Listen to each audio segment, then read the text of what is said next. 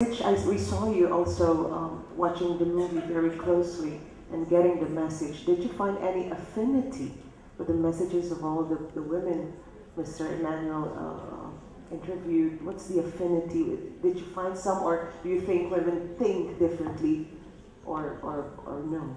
That's an interesting question, because after but really the reality of it is that every time I was meeting a woman, I'm like, and listening to them, I'm like, but that's what's inside of me. Like you said, you're not so smart, you're very smart, totally done. That's true. I mean, it's really inside of all of us guys. We think, and we are like you women. But the problem is we are raped when we are 4-year-old. We are told, you have to be an asshole. You have to conquer, you have to kill, you have to dominate.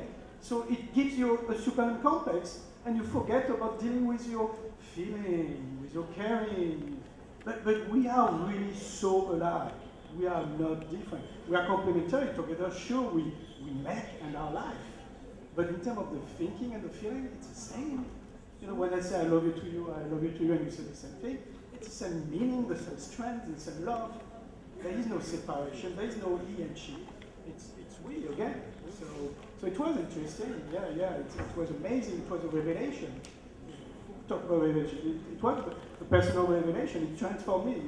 I think I'm a much better man today. Less of an asshole than I used to. Or I'm a better asshole. Kind of one. But carry on. Any addition, Dr. Sue? Anything additional? As each woman spoke, and I watched the entire film again, and continue to look at it in light of what we're talking about here today, our conversation, our coming together, and the energy that we are collectively. And what came from each of us is, in the film, is what comes from each of us. We know. We know. The question is, when and how will we choose to speak what we know? And where we come from when we begin to speak matters more than anything. It isn't a matter of picking up where this old fight has left off and fighting back. It's a matter of who will we become once the fight has been fought, and get to know that individual.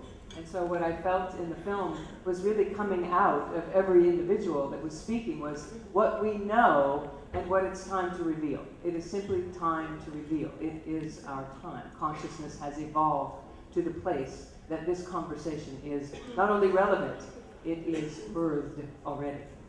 So. Thank you so much. We have a question for Maria. You're a well-known actor, Hollywood, Cooler, Creator Ugly, and so forth. So many successes in the film business. What drives you doing what you do in Haiti, what we advance? As I said earlier, I studied international women's rights and peace and justice education at university. I never knew I could be an actor. My dad's a construction worker, my mom's a nurse, until someone said in my junior year at university, you can take an acting class as an elective, and I had a crush on this guy, Drew, who was in the class. So I was like, all right, I'll take that. And I fell in love, and I went to my mentor professor, because I was on my way to law school to work in women's rights. And I was crying, and I said, Father, I don't know what to do, because I wanted to be in service to women in the world, and now I want to act, and I feel like it's such a selfish profession. And he said, the greatest gift someone has ever said to me, he said, you serve most by doing the thing you love best. So I followed his advice, I became an actor, and I have been so fortunate in that I've been able to do both at once. And like my friends in Haiti, they don't have a big voice in the world, and I'm lucky that I have a bigger voice so I can tell you all what they're going through and how amazing they are. Thank you so much. Dr. Sue, once again, what is it that you felt that you had to communicate? You have a few minutes in this big movie with so many women giving their expressions, but what did you feel you had to communicate in your part of the interview? I was amazed at how many things I said here today I said in the film, and I talk about a lot of other things as well, but what seems to be coming forward as the primary focus for us as individuals so that we can create communities that are evolved, so that we can create nations that are evolving, is that we move from our thinking mind, our logical, rational mind, and not leave it behind, but include that skill set that we have already developed and drop into the heart space and add to it an additional essence, a clarity, a wholeness, and that we drop even deeper still into our personal power as individuals. Your individual story, your individual history has brought you to the place of wisdom that you are. That realization of your own experiences brings you as an expert to your own lives.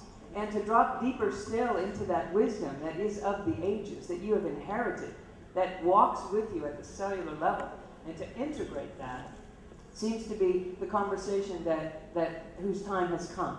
That the whole person has to show up to our legislature. The whole person has to show up in Parliament. The whole person has to show up as a mother teaching a child, son or daughter, how to evolve consciously our communities for the next generation. It has to be from a whole place that we come, not just our protective survival orientation that has fought to get where we are. If we are to honor the fight that has been fought, it would be that we begin to walk in peace, as peace. You know, Mother Teresa would never march against war.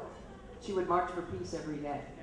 And that is a distinction that we must bring forward. And I feel that dropping into our core is what will allow us to walk, not in fear, but in the great knowingness that this world is meant to be celebrated, and the beauty is meant to be celebrated, and the divinity that is upon us is here to blossom through us. Thank you so much.